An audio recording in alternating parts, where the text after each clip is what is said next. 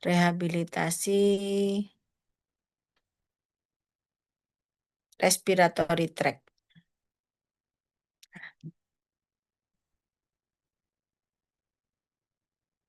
Ya. Eh, eh,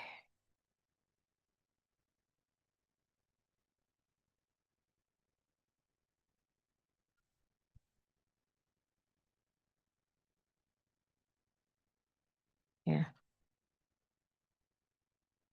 Nah, tujuannya apa? Sama. Seluruh akhir tujuan dari rehabilitasi medik apapun itu adalah improve quality of life. Improve ya, meningkatkan kualitas hidup dibandingkan dengan yang tidak direhabilitasi.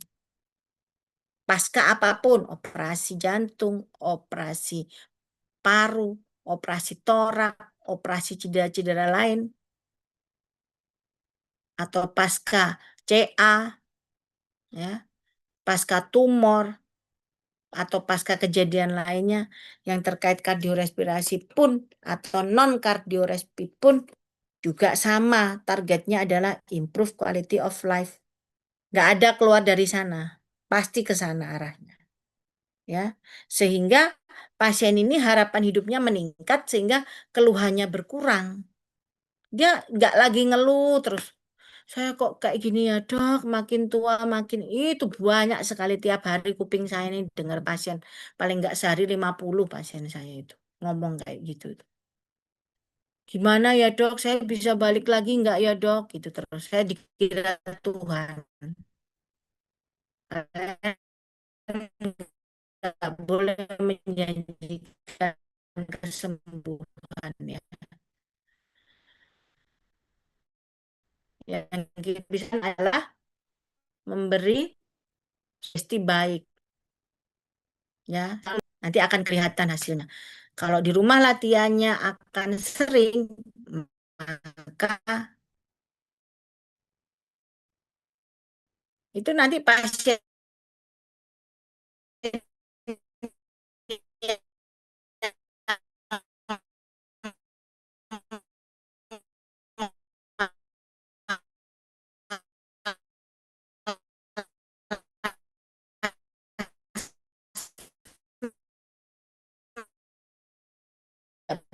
pasien cukup melihat kerajinan dia melatih dirinya sendiri untuk disiplin latihan. Itu sudah rehab tuh cuman itu karena kita jarang memakai farmakoterapi. Kalaupun saya sarankan pasti suplemen aja. Ya, untuk maintain mikronutrien misalnya, untuk maintain antioksidan, untuk maintain lainnya, untuk cell remodeling, cell regeneration paling itu yang saya sarankan. Nutrisi ya, tuh. Jenis-jenis gangguan respirasi adik-adik harus ketahui ini ada banyak ya, Dek. Nah, mulai dari influenza yang kelihatannya pilek-pilek meler bening karena virus aja. Rinitis, mau alergi kayak tiap pagi kena AC kayak kipas angin kayak itu juga gangguan respirasi loh, jangan disepelekan. Kalau sering-sering lama-lama produk inflamasinya numpuk, kan terjadi iritasi dan lain-lain. Kemudian asma yang bawaan ya, yang tercetus, kemudian yang kejadian-kejadian TB karena di Indonesia masih banyak TBC, kemudian karena tidak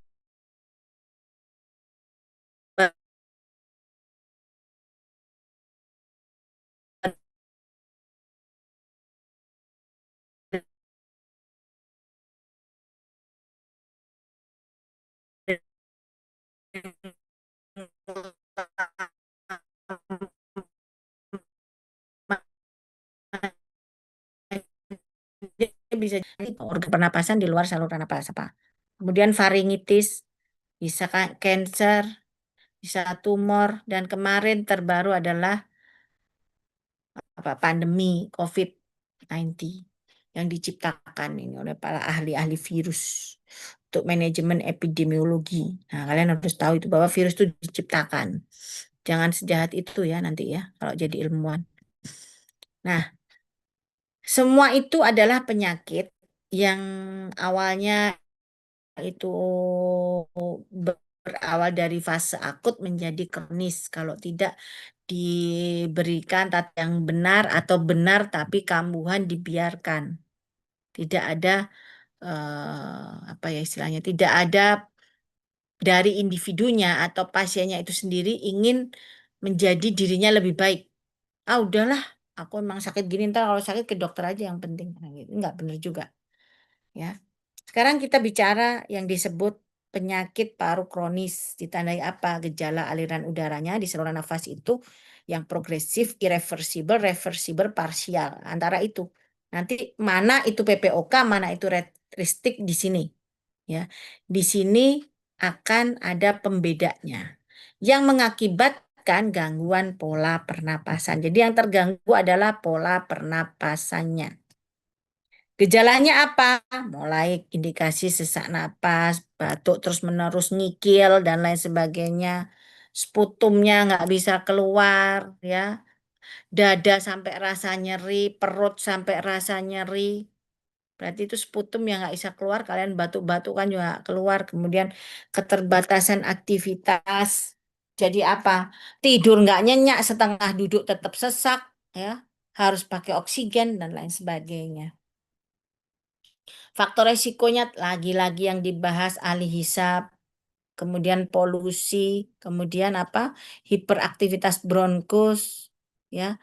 Pada alergi-alergi tertentu ketika ada trigger pemicu maka akan terjadi reaksi berlebihan pada pengeluaran sekret untuk menghalau korpus alienum, menghalau kuman-kuman yang ditangkap sama sekret itu, mukus jadinya.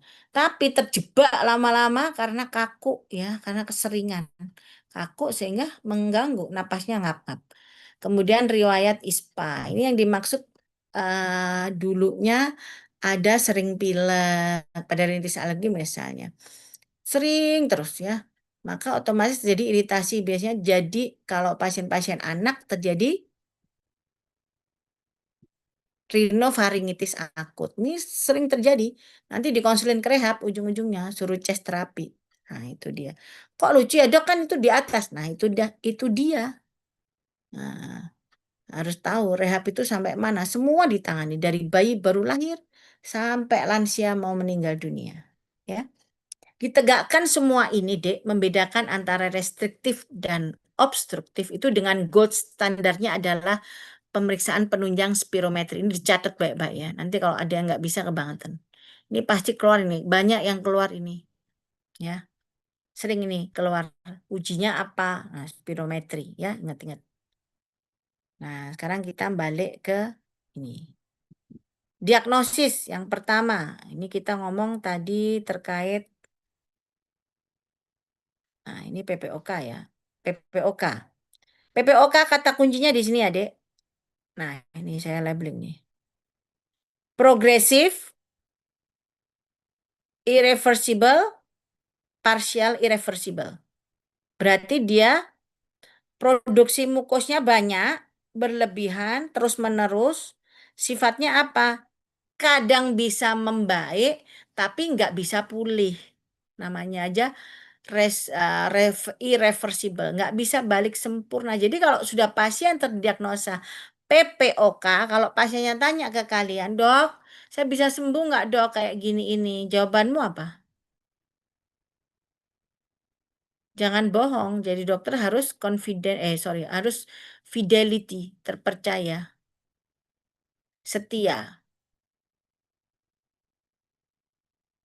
pada profesi, menyampaikan kejujuran, veracity, apalagi. Ada standar ini, PPOK ringan, sedang, berat. Kalau dia sudah pernah masuk di level berat, maka kalau membaik setidaknya dia targetnya adalah menjadi sedang. Nggak bisa jadi ringan lagi, pasti di level sedang dia. Di situ derajatnya. Paling baiknya dia itu di situ. Kemudian kalau stem cell, Dok, wah itu belum saya coba. Sampai hari ini belum ada yang nyoba stem cell untuk kasus-kasus paru. Saya belum nemu. Mungkin ada yang nemu boleh sharing ke saya ya. Kemudian, kalau dia di fase ringan bisa nggak jadi normal? Karena sudah patokan paten teorinya itu tidak bisa. Tetap yang membuat tidak bisa apa sih sebenarnya? Karena sudah terjadi fibrotik jaringan saluran napas. Kalau kita bilang kalau di kulit itu ada skar, maka di saluran napas itu skar itu tidak serta-merta kayak kulit, bisa elastis lagi dengan seenaknya. Ya, nih saya dicakar kucing nih. Ini awalnya kecil karena dia mengandung virus, jadi pas pembuluh darah jadi segede ini. Segede berapa senti ini diameter 4 1 senti hampir nih. Karena saya ini orangnya alergian. Jadi seperti ini akibatnya. Ya, bukan tambah ringan tapi tambah berat seperti itu. Jaringan sikatrik itu seperti itu. Ya, maka ketika itu terjadi di saluran nafas yang dimana ototnya itu otot polos, maka recovery-nya tidak sebagus otot lurik yang ada di muskuloskelet pada ekstremiti. Ya, penyembuhannya yo lama, yo susah-susah gampang. Padahal dia kerja terus. Gimana? Ya kan? Sehingga apa? Ya sudah, jadi terbatas meregangnya elastisitasnya. Itulah yang terjadi pada penyakit paru obstruktif. Ya, sehingga pemulihan itu harus benar-benar sama untuk ngetes ngap-ngapnya, megap-megapnya dengan uji jalan 6 menit. Bisa dengan uji sepeda statis, jantung tadi juga gitu. Dengan uji treadmill juga bisa, tapi jarang dilakukan pada pasien kardio. Rata-rata uji jalan 6 menit atau uji sepeda statik saja karena yang ringan resikonya tidak jatuh.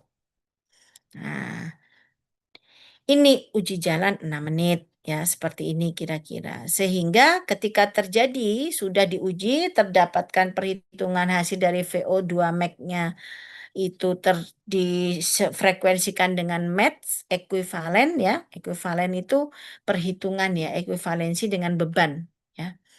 Nah, seperti ini, maka didapatkan uji khusus pada pasien-pasien dengan gangguan saluran nafas yang sering digunakan pada obstruktif dengan kuesioner kualitas hidup ini yang disebut St. George Respiratory Questionnaire. Ini tesis saya waktu saya residen, Dek. Saya menggunakan kuesioner ini untuk tesis saya pada pasien obstruktif. Saya menguji pasien saya dengan gerakan latihan selama 2 bulan, berturut-turut tiap weekend saya pantau pasiennya. Tiap hari saya pantau harian lewat handphone, kemudian kalau weekend dengan perlakuan itu saya kasih pantauan latihan bersama tiap weekend. Seperti itu perlakuan saya terus-menerus. Dan didapatkan hasil memang kualitas hidupnya sangat baik, meningkat yang awalnya sering kumat mungkin sebulan itu dia ada serangan bisa 1-2 kali, sama sekali nggak serangan ada. Jadi membaik benar-benar. Alatnya ada dijual bebas tapi mahal memang. Satu bijinya waktu itu 300.000. Satu biji alat untuk tiupnya itu. Padahal kalau kita beli benar-benar itu yang di luar negeri itu nggak sampai segitu. Karena sudah masuk ke Indonesia jadi mahal. Cuman 100.000 atau berapa itu awalnya. Tapi jadi naik karena kebutuhan meningkat. Alatnya namanya IMT, ini Inspiratory Muscle Trainer. Nah, ini. Tujuannya apa? Pasca exacerbasi akut itu, pasien itu tidak panik saat menghadapi serangan. Tujuan dari rehab medik di sana, salah satunya.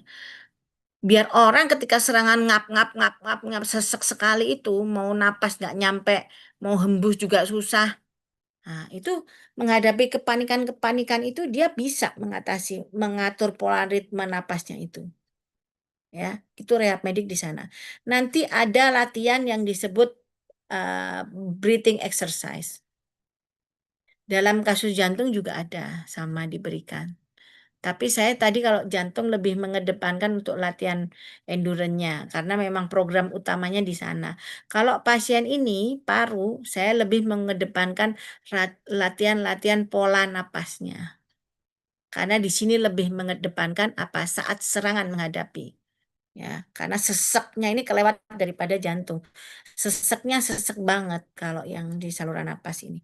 Sehingga orang nggak bingung nyari, terutama yang asma nih obatnya habis bingung-bingung. Nah, itu bisa kepanikan itu justru bisa membunuh dia. Saya cegah dengan rehabilitasinya, salah satunya adalah breathing exercise. Ya. Dan kalau dia tidur dalam jangka waktu panjang, lama, dia nggak bisa jalan kemana-mana, kita cegah adalah sindroma dekondisi. Buger tidur sampai dia atrofi seluruh badan, otot-ototnya, sampai saluran napasnya juga atrofi ototnya. Jadi memperberat keadaan dia itu, gitu loh, automatically. Ya. Sehingga kalau di rehab medik ada latihan yang disebut saat edukasi, pasien kalian berikan namanya push lip breathing. Di YouTube ada, bisa dilihat. Di mana push lip breathing itu prinsipnya adalah inspirasi lebih pendek dari ekspirasi. Caranya adalah seperti kalau kalian meniup lilin. Ya, hembusannya seperti itu kalau ekspirasi. Nggak langsung gitu enggak. Tapi pelan panjang. Atau niup di sedotan. Pelan panjang. Inspirasi dihitung 2 kalinya ekspirasi. Seperti itu terus dilatih maka akan mengurangi beban yang ada di apa CO2 yang menumpuk di paru-paru. Jadi dikeluarin dulu banyak, nyerapnya sedikit, dikeluarin lagi yang banyak sehingga harapannya ketika intake oksigen itu ada tidak berlebihan berebut keluarnya dengan oksigen CO2 outputnya. Ya, ngerti ya? Prinsipnya kalau kayak balon ngekok-ngekok itu ngeknya sedikit, ngoknya dipanjangin ngok. Nah, gitu ya, tahu ya? Kamu yang mainan anak kecil tuh loh, yang ngek ngok ngek ngok. Nah, itu. Sering kalau orang zaman dulu jualan tuh di pinggir jalan sambil sambil naik motor apa, naik sepeda itu loh. Kalau zaman saya kecil mainannya itu sih, kalau zaman kalian saya kurang tahu. Nah, itu. Seperti itulah kerja paru kita, ngek ngok gitu ya. Satu bawa oksigen keluar, satunya nyerap oksigen. Seperti itu terus pompanya. Sehingga kalau oksigen masuk itu nggak berebut dengan CO2 yang keluar, padahal sama-sama keluarnya dari organ saluran napas yang sama, harapannya adalah apa? Tidak terjadi sesak. Jadi sama-sama organnya teracuni semua. Gitu ya. Di sana azan nggak deh? Ini sini azan sebentar ya.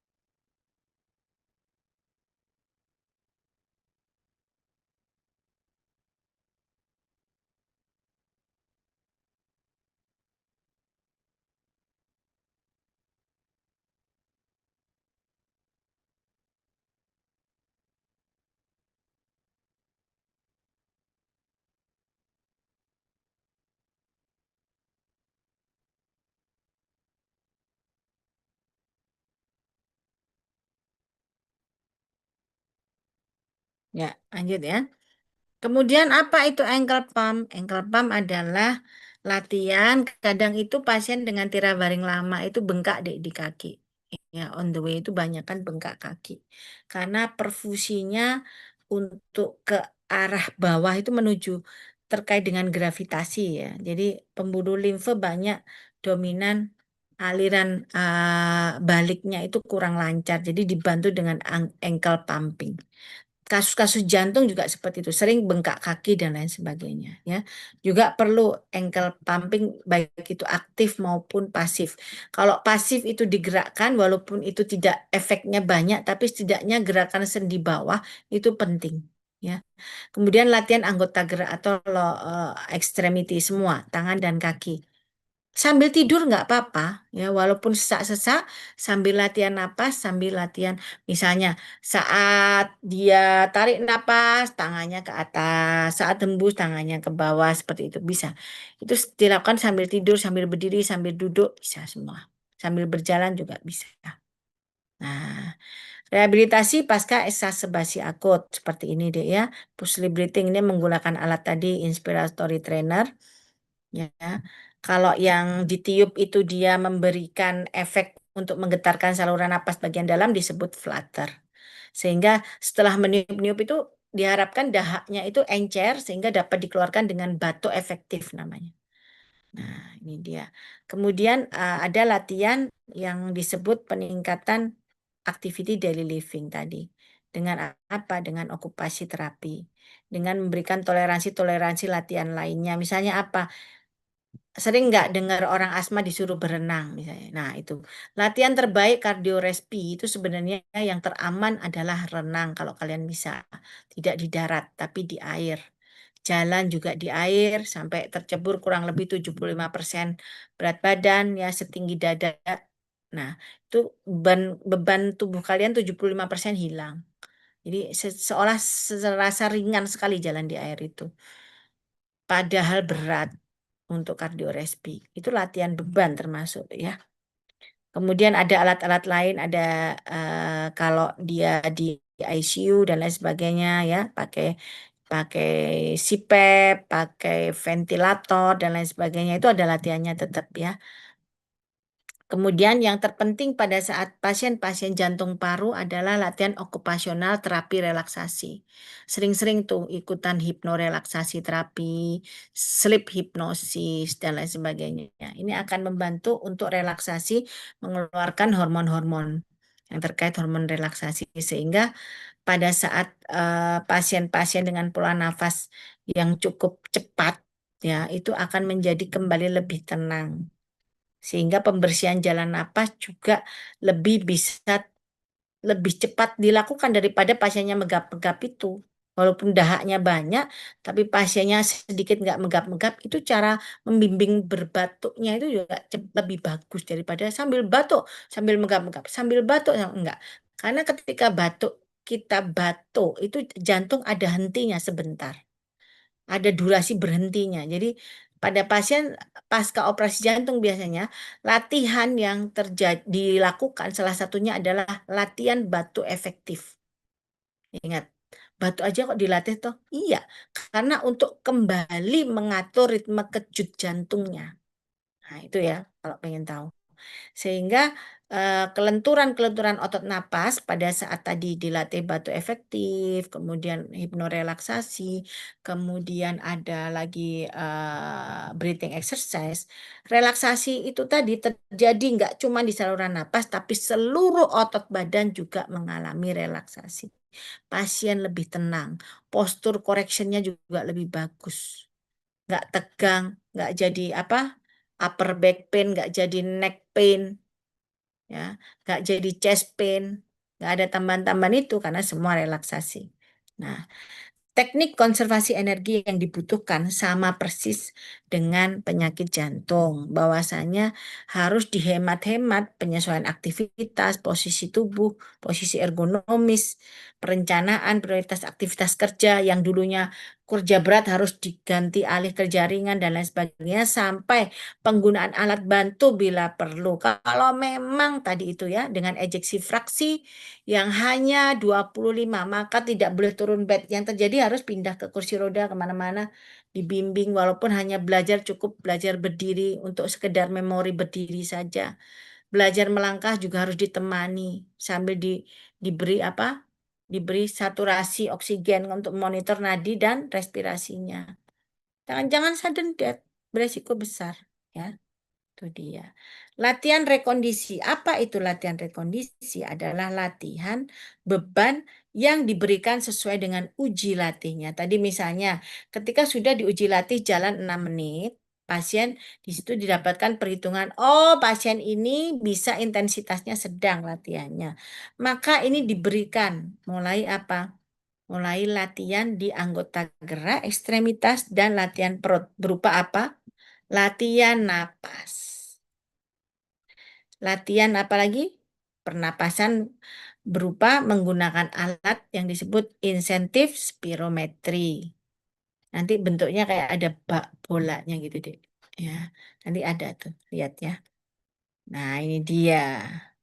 Ini bisa diberikan pasien-pasien pasca penyakit jantung, operasi katup, operasi lain-lain jantung, bedah torak bisa dilakukan ini. Untuk kembali otot-ototnya bisa bagus lagi, ya. Interkostanya bisa oke lagi, elastis lagi untuk chestnya. Nah, cukup gampang latihan ini ada di YouTube, silahkan dicari. Nah, ini tadi yang saya sampaikan push lip hirup 2, exhale 4 atau hirup 4, exhale 8 seperti itu ya. Modelnya begini. Nah, ini latihan pernapasan perut atau diaphragma breathing. Harus tahu ya. Nih, perhatikan panahnya, naik turunnya. Ini mekanisme yang terjadi di dalam seperti ini. Oke. Nah, latihan fase lanjut. Fase lanjut ini ketika pasien sudah oke, sudah lama, nggak perlu kontrol lagi, ibu sudah bisa dijaga, bapak dijaga, teruskan latihan.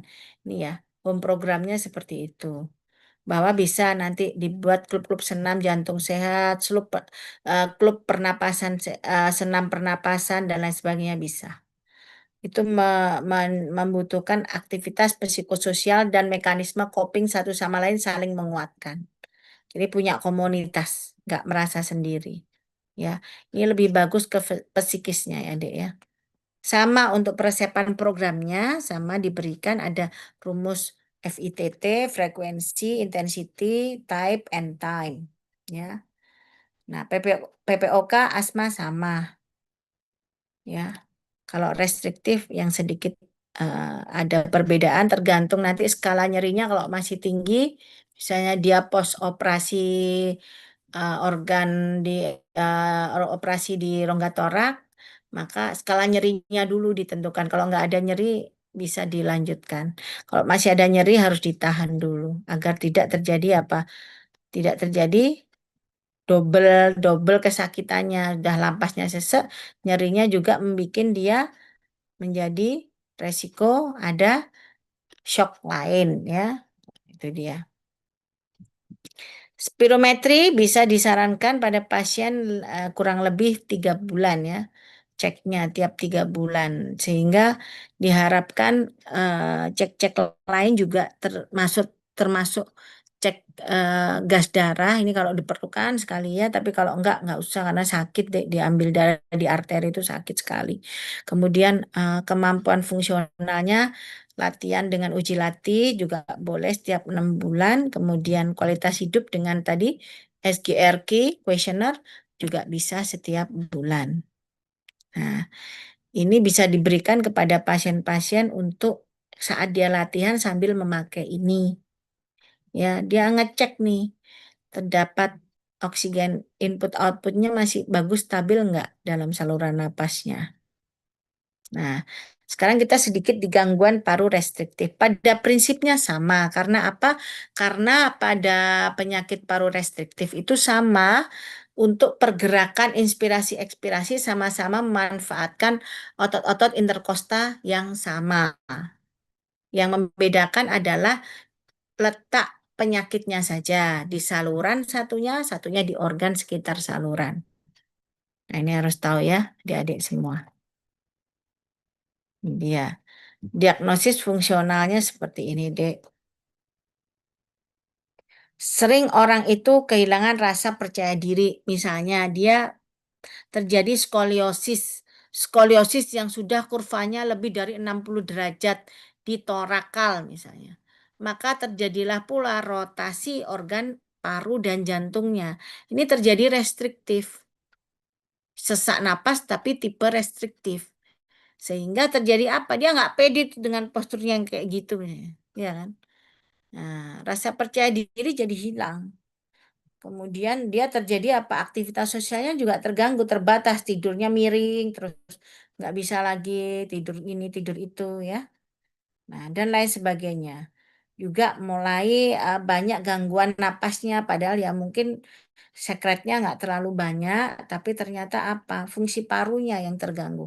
Karena paru yang satu sedang melisut, terhimpit oleh organ lain karena rotasi spine tadi, rotasi torakalnya tadi. Bisa bayangkan ya? Jadi kalau penyakit skoliosis itu tidak hanya tulangnya yang bengkok, tapi juga ada rotasi dari spine-nya, atau rotasi dari tulang belakangnya. Jadi sudah bengkok dan muntir. Nah, itu loh. Itu yang bahayanya skoliosis di sana. Jadi kalau yang sekarang nih ada skoliosis ya, kalian-kalian ya cepat dikoreksi. Jangan dibiarkan. Saya dapat pasien banyak sekali umur 22 sudah derajatnya 45 padahal dia menderita dari umur 16 tahun. Ada kemarin yang terbaru umur 14 tahun sudah derajatnya 25 padahal dia dari SD. Nah, kenapa dari SD itu nggak dikoreksi gitu? Padahal kalau dikoreksi dari SD lebih cepat dibandingkan setelah dewasa harus operasi. Operasi juga sekarang sudah canggih, sudah nggak kayak zaman dahulu yang harus dibuka panjang itu. Sekarang sudah bisa lewat laparoskopi kecil-kecil, ya, dengan robotik, ya. Ada di Rumah Sakit Sentral punyanya Kemenkes yang sudah bisa dilakukan itu. Silahkan kalian berobat kalau ada yang sakit, saudara kalian, tetangga kalian beritahu. Resikonya bisa terjadi gangguan restriktif dan jantung.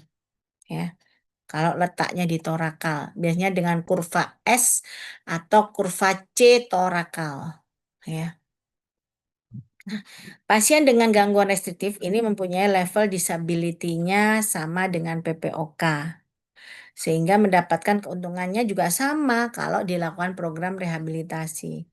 Jadi, pada prinsipnya rehabilitasi paru itu sama antara restriktif dan obstruktif karena organnya pun dalam letak satu gabungan yang sama. Yang dikuatkan pada saat obstruktif tidak hanya saluran napasnya tapi juga otot pernapasannya. Pada saat restriktif tidak hanya otot pernapasannya aja tapi saluran pernapasannya juga harus baik. Nah, seperti itu kira-kira adik-adikku. Ya, ada pertanyaan? Saya cukupkan.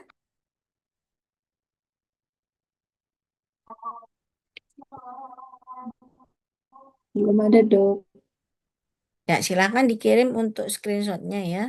Dan bila sudah selesai semua, silakan ditutup dengan doa kafaratul majelis. Ya, baik, maka baiknya kita doa kafaratul majelis terlebih dahulu. Bismillahirrahmanirrahim. Subhanakallahumma wa bihamdika asyhadu an la ilaha illa anta astaghfiruka wa atubu ilaik. Doa cukup. Ya, sekian kuliah kita hari ini yang tidak bermanfaat kiranya dimaafkan, yang bermanfaat kiranya silakan diteruskan. Wallahul muwaffiq ila aqwamit thoriq. Wassalamualaikum warahmatullahi wabarakatuh. Waalaikumsalam Waalaikumsalam warahmatullahi wabarakatuh. warahmatullahi wabarakatuh.